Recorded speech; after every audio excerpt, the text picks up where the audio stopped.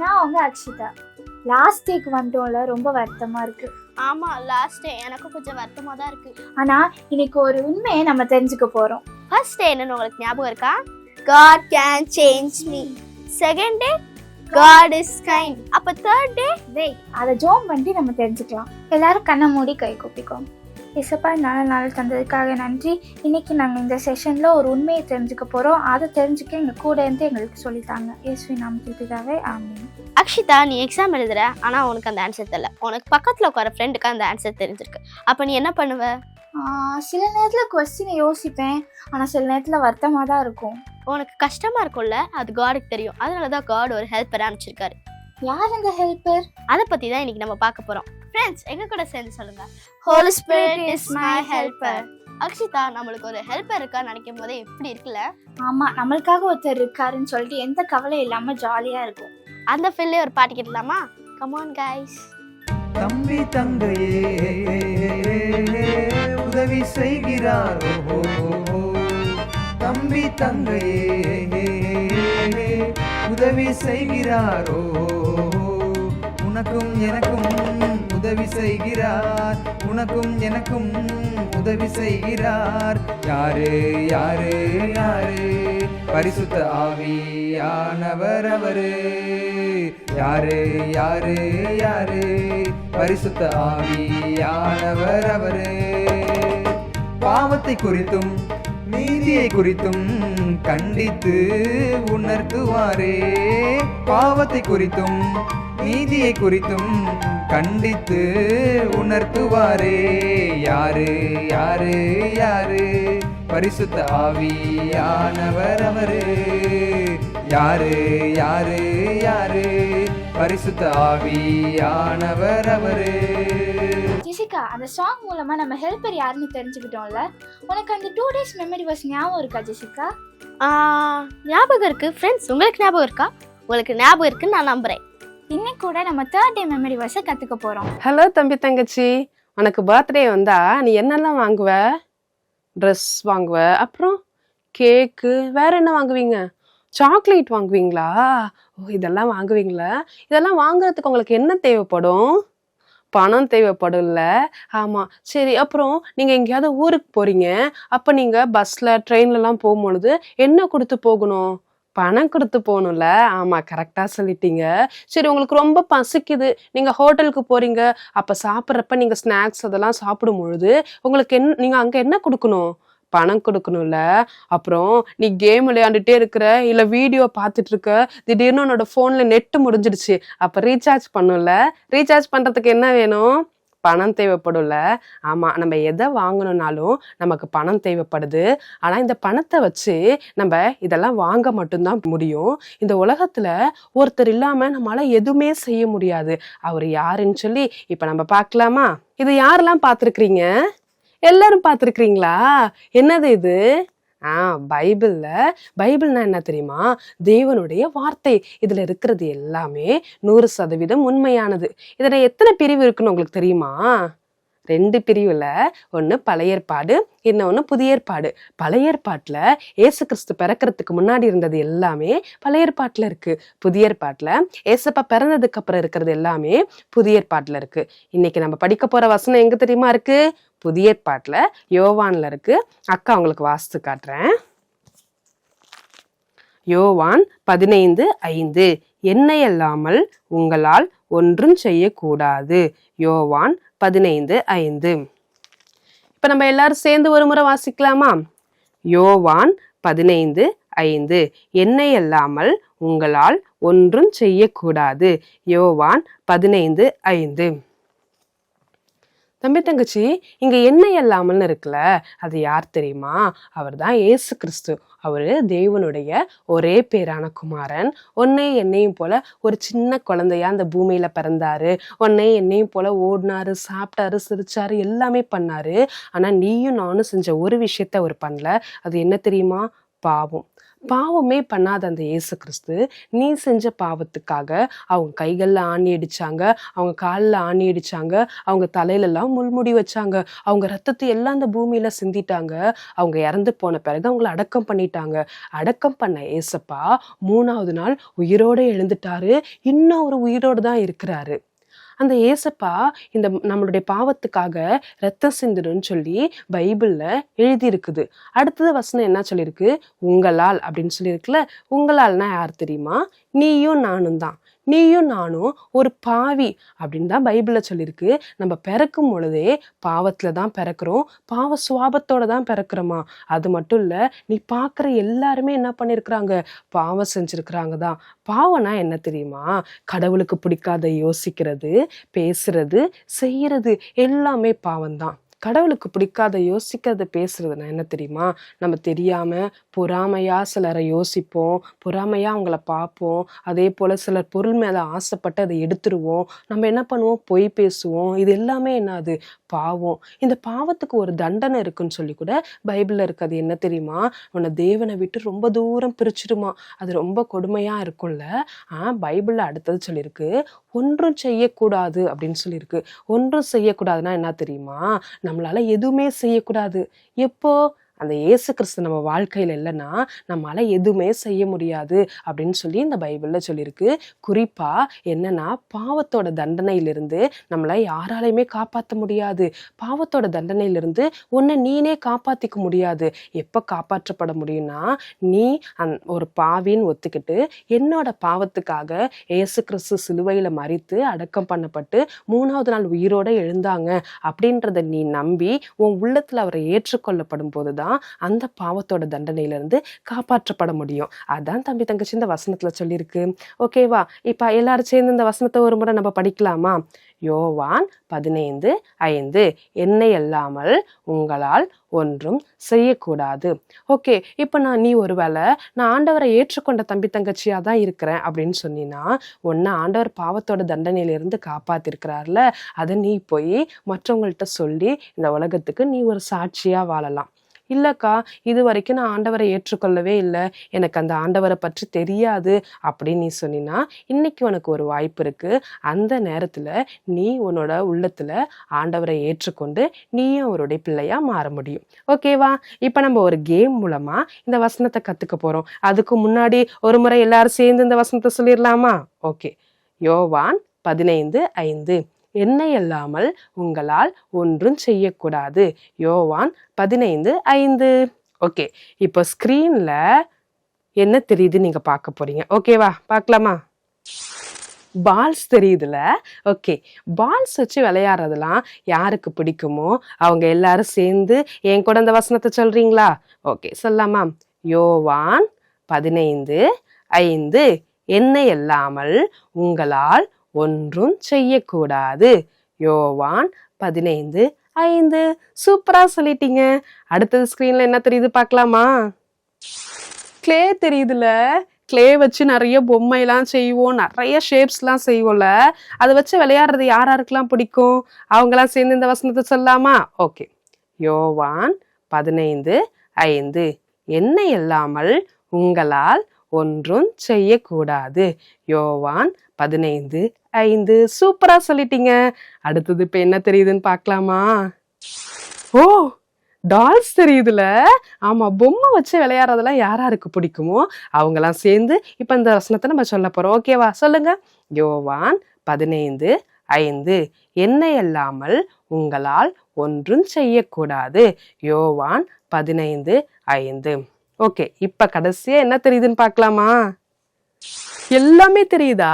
Toys தெரியுதுல, எல்லா டாய்ஸும். Okay, இப்ப நம்ம என்ன பண்ண போறோம்? எல்லாரும் சேர்ந்து இந்த வசனத்தை சொல்ல போறோம். ஓகேவா? யோவான் 15:5 என்னை இல்லாமல் உங்களால் ஒன்றும் செய்யக்கூடாது. யோவான் 15:5. சூப்பரா சொல்லிட்டீங்க. ஃப்ரெண்ட்ஸ், 2 நாளுக்குரிய வசனத்தை நீங்கள் நல்லா ஞாபகம் வச்சுருக்கீங்க. ஸோ இன்றைக்கி 3rd டேக்குரிய வசனத்தை லேர்ன் பண்ணியிருக்கீங்க.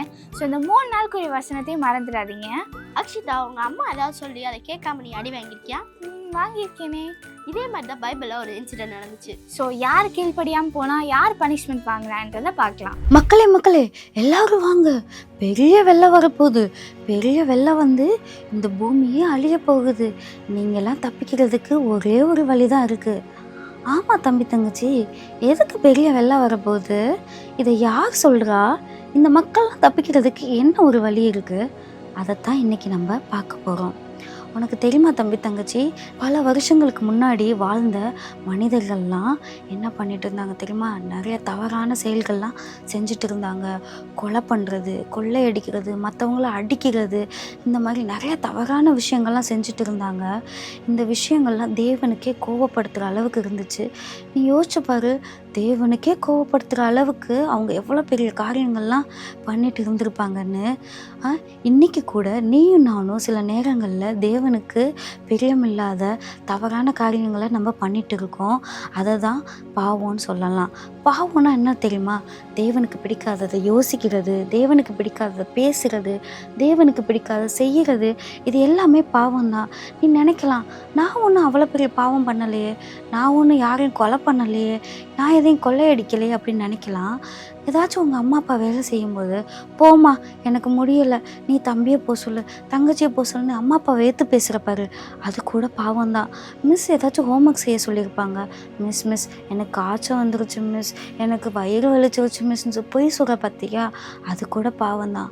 உன் ஃப்ரெண்ட்ஸை பார்த்து பொறாமப்படுறது, அடுத்தவங்க பொருளுக்கு ஆசைப்படுறது, தவறான விஷயங்களை பார்க்குறது, கேட்குறது, இது எல்லாமே என்னதான் பாவம் தான். உனக்கு தெரியுமா, அந்த பாவத்துக்கு தண்டனையும் இருக்குது. அதை நான் சொல்லலை, பைபிளில் சொல்லுது. அக்கா உனக்கு வாசித்து காட்டுறேன். ரோமர் 3:23, எல்லாரும் பாவம் செய்து தேவ மகிமை அற்றவர்களாகி.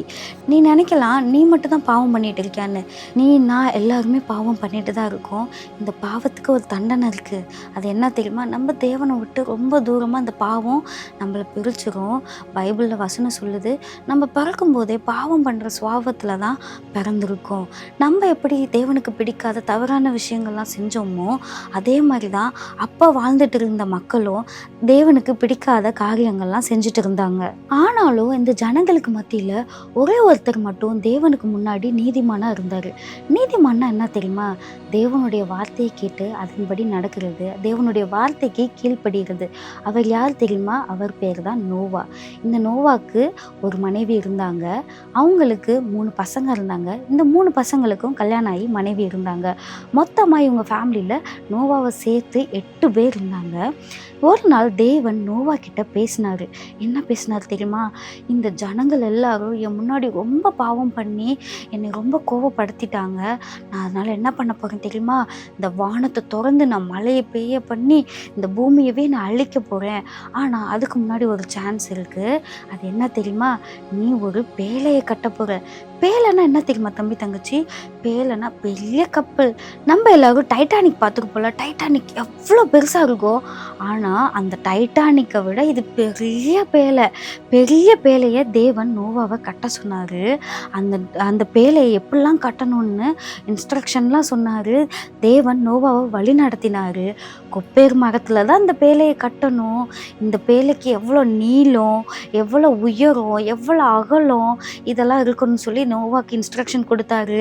எத்தனை ஜன்னல் இருக்கணும், எத்தனை கதவு இருக்கணும், எத்தனை ரூம்ஸ்லாம் இருக்கணும்னு நிறைய இன்ஸ்ட்ரக்ஷன் தேவன் நோவாக்கு சொல்லி கொடுத்தாரு. அதன்படி நோவாவும் என்ன பண்ணார்? அந்த பேலையை கட்ட ஆரம்பித்தார். நீ பேலையை கட்டி முடிச்சதுக்கப்புறம் என்ன பண்ணணும் தெரியுமா? ஜோடியாக, அதாவது ஆணும் பெண்ணுமா பறவைகள், பூச்சி, வண்டு, விலங்கு எல்லாத்தையும் அந்த பேலைக்குள்ளே நீ கொண்டு வரணும். இந்த மாதிரி நிறைய இன்ஸ்ட்ரக்ஷன் சொன்னதை பார்த்து நோவாவும் அவங்களோட பிள்ளைங்களும் என்ன பண்ண ஆரம்பித்தாங்க தெரியுமா? அதுக்கு தேவனுடைய வார்த்தையை கேட்டு கீழ்ப்படிஞ்சு இந்த பேலையை கட்ட ஆரம்பித்தாங்க. இன்றைக்கு கூட ஆண்டவர் ஏற்றுக்கொண்ட தம்பி தங்கச்சியாக நீ இருந்தேன்னா, நீயும் ஆண்டவரோட வார்த்தையை கேட்டு அதுக்கு கீழ்ப்படிஞ்சு நீ என்ன பண்ணணும்? தேவனுக்கு ஒபே பண்ணணும். அதுதான் இன்னைக்கு நம்மளோட வேர்டப் கூட. The holy spirit is the helper. Holy ஸ்பிரிட்னா என்ன தெரியுமா? பரிசுத்த ஆவியானவர். நீ ஆண்டவர் ஏற்றுக்கொள்ளும் போது பரிசுத்த ஆவியானவர் உனக்குள்ள வந்து நீ எப்படி ஆண்டவரோட வார்த்தையை கேட்கணும், நீ எப்படி ஆண்டவரோட வார்த்தைக்கு கீழ்ப்படியணும்னு உனக்கு சொல்லி கொடுப்பாரு. எது சரி, எது தப்பு, எப்படி பேசணும், எப்படி பேசக்கூடாது, எந்த எந்த பாதையில் போகணும், எந்த பாதையில் போகக்கூடாதுன்னு உனக்கு நிறைய இன்ஸ்ட்ரக்ஷன்லாம் இந்த ஹோலி ஸ்பிரிட் உனக்கு சொல்லி கொடுப்பாங்க. அதுதான் நம்மளோட வேர்டப்போ. எப்படி நீ ஹோலி ஸ்பிரிட்டோட ஹெல்ப்பை கேட்டு நீ தேவனுக்கு கீழ்ப்படிஞ்சு நடக்கிறியோ, அதே மாதிரி தான் இந்த நோவா தாத்தாவும் தேவனுடைய வார்த்தையை கேட்டு கீழ்ப்படிஞ்சு நடக்க ஆரம்பித்தார். நோவா தாத்தா பேழையை கட்ட ஆரம்பித்தார். டெய்லியும் டொக்கு டொக்கு டொக்கு டொக்குன்னு சத்தம் கேட்கும். வெளியே வந்து பார்க்க ஆரம்பித்தா நோவாவும் நோவாவோட பிள்ளைங்களும் இந்த மரத்தை போட்டு கட் பண்ணி டொக்கு டொக்கு டொக்கு டொக்குன்னு அடித்து பேழையை கட்ட ஆரம்பித்தாங்க. பேழையை கட்ட ஆரம்பித்தது மக்கள் கேட்க ஆரம்பிச்சிட்டாங்க நோவா பார்த்து. ஆமாம், என்ன பண்ணிட்டு இருக்கீங்க, இந்த மாதிரிலாம் கேட்க ஆரம்பித்தது. நோவா தாத்தா கிட்ட பேசினதெல்லாம் அந்த மக்கள்கிட்ட சொன்னோட்டையும் மக்கள் என்ன நினச்சிருப்பாங்க, மக்கள் உடனே பார்த்து நோவாவை பார்த்து சிரித்து கேலி பண்ண ஆரம்பிச்சிட்டாங்க. என்னடா இவனுக்கு பைத்தியம் பிடிச்சிருக்கு, ஏதோ மழை வர போகுதுன்றான், பூமியில் வெள்ளம் வர போகுதுன்றான், நம்மளாம் அழிஞ்சு போக போகணுன்றான், என்ன இப்படி சொல்லிட்டு இருக்காரு, அதுவும் பேழையை கட்டிட்டு இருக்கேன்றாரு, அதுவும் தரையில் உட்காந்து பேழையை கட்டிட்டு இருக்காரு, கேட்கவே ஒரு மாதிரி பைத்தியக்காரத்தனமாக இருக்குல்லன்னு சொல்லிட்டு மக்கள் வந்து நோவா தாத்தாவை கேலி கிண்டல் பண்ண ஆரம்பிச்சாரு. ஆனால் நோவா தாத்தா என்ன பண்ண ஆரம்பிச்சாரு தெரியுமா, இதெல்லாம் கண்டுக்கவே இல்லை. தேவன் சொன்னதை வச்சு தேவனோட வார்த்தைக்கு கீழ்ப்படிஞ்சு இந்த பேழையை கட்ட ஆரம்பிச்சாரு. கட்டுனது மட்டும் இல்லாமல் டெய்லியும் இந்த மக்கள்கிட்ட வந்து தேவன் உங்கள் மேலே எப்படி அன்பாக இருக்காருன்னு சொல்லி மக்கள்கிட்ட டெய்லியும் சொல்ல ஆரம்பித்தார். தம்பி தங்கச்சி, எப்படி தேவன் அந்த மக்களை நேசித்தாரோ அதே மாதிரி அந்த தேவன் உன்னையும் ரொம்ப உன் மேலேயும் அன்பாக இருக்காரு. அதை நான் சொல்லலை, பைபிள் வசனம் சொல்லுது. அக்கா உனக்காக வாசித்து காட்டுறேன். யோவான் 3:16, தேவன் இவ்வளவா உலகத்தில் அன்பு கூர்ந்தார். தம்பி தங்கச்சி, இதில் ஏதாச்சும் அளவு மென்ஷன் ஆகிருக்கா? இல்லை, இவ்வளோன்னு இல்லை, இவ்வளோவா உன் மேலே அவ்வளோ அன்பு தேவன் வச்சிருக்காரு. அந்த தேவன் படைத்தவராக இருக்காரு. நீ வெளியில் பார்க்குற மரம் செடி கொடி இது எல்லாத்தையுமே தேவன் தான் படைச்சாரு. ஆனால் அதை விட ஸ்பெஷலாக உன்னை என்னையும் தேவன் படைச்சாரு. அந்த தேவன் பரிசுத்தமுள்ள தேவன். பரிசுத்தம்னா என்ன தெரியுமா, பாவமே, எந்த தவறுமே இல்லை, எந்த பாவமே இல்லை. அந்த தேவன் ஏ மேலே அவ்வளோ அன்பு வச்சிருக்காரு. அதே தேவன் தான் அந்த ஜனங்கள் மேலேயும் அவ்வளோ அன்பாக இருந்தார். ஆனால் அந்த ஜனங்களுக்கு அது புரியவே இல்லை. கடைசியாக நோவா அந்த பேழையை கட்டி முடித்தாரு. திடீர்னு இந்த மக்கள்லாம் வந்து பார்க்குறாங்க, என்ன சத்தம் நின்று போச்சு, இந்த நோவாக்கு புத்தி தெளிஞ்சிருச்சு போல் அப்படின்னு நினச்சி வந்து பார்த்தா அவ்வளோ பெரிய பேழையை இந்த நோவாவோட பிள்ளைங்களும் சேர்ந்து கட்டி முடிச்சிருக்காங்க. நோவா கடைசி என்ன பண்ணார் தெரியுமா, தேவன் சொன்ன மாதிரியே எல்லா பறவைகள், விலங்கு, பூச்சி, வண்டு எல்லாத்தையும் ஜோடியாக அந்த பேழைக்குள்ளே அனுப்பி வச்சாங்க. அந்த விலங்குகளுக்கு தேவையான உணவையும் அந்த பேழைக்குள்ளே அனுப்பிச்சு வச்சாங்க. அதுக்கப்புறம் இந்த நோவா என்ன பண்ணார் தெரியுமா, 7 நாள் இந்த மக்களுக்காக வெயிட் பண்ணாங்க. இந்த மக்கள் வரப்போகிற அழிவில் இருந்து தப்பிச்சுக்க மாட்டாங்களா, இந்த பேழைக்குள்ளே வர மாட்டாங்களா, இந்த மக்களுக்கு ஒரே ஒரு வழி தான் இருக்குது, வரப்போகிற அழிவில் இருந்து தங்களை காப்பாற்றிக்கிறது, அது அந்த பேழைக்குள்ளே போகிறது. இன்றைக்கி கூட உனக்கும் எனக்கும் ஒரே ஒரு வழி இருக்குது, நம்ம பாவத்திலேருந்து நம்மளை காப்பாற்றிக்கிறதுக்கு. அது என்ன வழி தெரியுமா, அதுதான் இயேசு கிறிஸ்து. இயேசு கிறிஸ்து யாருன்னு தெரியுமா தம்பி தங்கச்சி, அவர் தான் தேவனுடைய குமாரன். அவர் உன்னை போலவே ஒரு குழந்தைய அந்த பூமிக்கு வந்தார், உன்னை போலவே நடந்தார், பேசினார், சிரிச்சார், ஏன் அழக்கூட செஞ்சாருன்னு பைபிளில் போட்டிருக்கு. ஆனால் அவர் ஒரே ஒரு விஷயம் மட்டும் பண்ணவே இல்லை. என்ன பண்ணலை தெரியுமா, பாவம் பண்ணவே இல்லை. ஆனால் நீயும் நானும் பண்ண பாவத்துக்காக அவர் தண்டனை ஏற்றுக்கிட்டாரு. இது நான் சொல்லலை, பைபிளில் வசனம் சொல்லுது. அக்கா உனக்காக வாசிச்சு காட்டுறேன். 1 கொரிந்தியர் 15:3-4, கிறிஸ்துவானவர் வேத வாக்கியங்களின்படி நமது பாவங்களுக்காக மரித்து அடக்கம் பண்ணப்பட்டு வேத வாக்கியங்களின்படி 3ஆம் நாளிலே உயிர்த்தெழுந்து.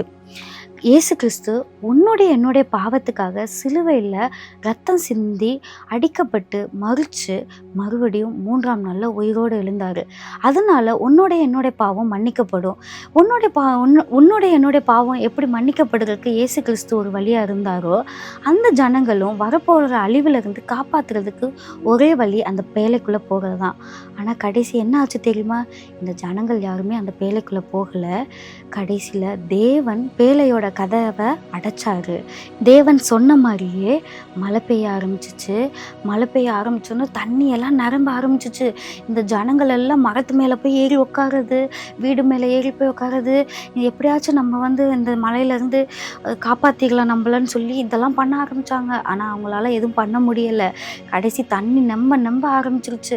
நிரம்பி ஆரம்பித்தோன்னா இந்த பேலை என்ன ஆரம்பிச்சிச்சு, அந்த இடத்துலேருந்து நகண்டு போக ஆரம்பிச்சதுமே என்ன ஆச்சு தெரியுமா? இந்த மக்கள் எல்லாருமே இந்த மலையில் இந்த வெள்ளத்தில் எல்லாருமே மறிச்சு போயிட்டாங்க. ஏன்னா அவங்க தேவனோட பேச்சை யாருமே கேட்கவே இல்லை. கடைசியாக அந்த நோவாவும் அவங்களோட குடும்பம் மட்டுமே காப்பாற்றப்பட்டுச்சு. கடைசியாக இந்த மழை தண்ணி எல்லாம் வத்துனதுக்கு அப்புறம் இந்த பேலை எங்கே போய் நின்றுச்சு தெரியுமா? அராரத்துன்ற ஒரு மலையில் போய் இந்த பேலை நிற்க ஆரம்பிச்சிச்சு. இன்னொன்னையே நோவா கதவை திறந்து வெளியே வந்து பார்க்குறாரு. மழை தண்ணியெல்லாம் நின்றுருச்சு. நின்னோடனே எல்லா தரையெல்லாம் தெரிய ஆரம்பிச்சிச்சு. நோவா அவங்க ஃபேமிலியோடு வெளியே வந்து என்ன பண்ணார் தெரியுமா? தேவனுக்கு நன்றி செலுத்தும் வகையில் ஒரு பலிபீடத்தை கட்டி அதில் ஒரு ஆடை பலி கொடுத்து தேவனுக்கு நன்றி சொன்னார். ஏன்னா தேவன் நோவாவையும் அவங்க ஃபேமிலி எல்லாத்தையும் காப்பாற்றினால தேவனுக்கு நோவா நன்றி சொல்ல ஆரம்பித்தார். அதுக்கப்புறம் தேவன் இந்த நோவா கிட்ட என்ன சொன்னார் தெரியுமா? இதுக்கப்புறம் நான் இந்த பூமியில் மழையினால் வெள்ளத்தினால இந்த பூமியை நான் அழிக்க மாட்டேன். அதுக்கு ஒரு அடையாளமாக நான் இந்த வானத்தில் ஒரு வானவில்லை கொடுக்குறேன்னு சொல்லி ஒரு வானவில்லை தேவன் அடையாளமாக கொடுத்தாரு. இதை கேட்டுட்டு இருக்க தம்பி தங்கச்சி, நீ கூட ஆண்டவரை ஏற்றுக்கொள்ளாத பிள்ளையா கூட இருக்கலாம். இன்னைக்கு கூட உனக்கு ஒரு வாய்ப்பு இருக்குது. அந்த வாய்ப்பு என்ன தெரியுமா? நீ இயேசு கிறிஸ்துவை விசுவாசிக்கணும். அதாவது இயேசு கிறிஸ்துவை நீ நம்பணும். இயேசு கிறிஸ்துவை நீ நம்பும்போது உன்னோடைய பாவம் உனக்கு மன்னிக்கப்படும். உனக்கு மன்னிக்கப்பட்டு நீயும் இயேசு கிறிஸ்துவோட பிள்ளையாக மாறலாம். நான் சொல்லலை, அது பைபிளில் வசனம் சொல்லுது. அக்கா உனக்காக வாசிச்சு காட்டுறேன். அப்போஸ்தலர் 16:31. கர்த்தராகிய இயேசு கிறிஸ்துவை விசுவாசி, அப்பொழுது நீயும் உன் வீட்டாரும் ரட்சிக்கப்படுவீர்கள். இந்த வசனத்தில் சொல்லுது, கர்த்தராகி இயேசு கிறிஸ்துவை விசுவாசின்னா நம்புறது. எதை நம்பணும்?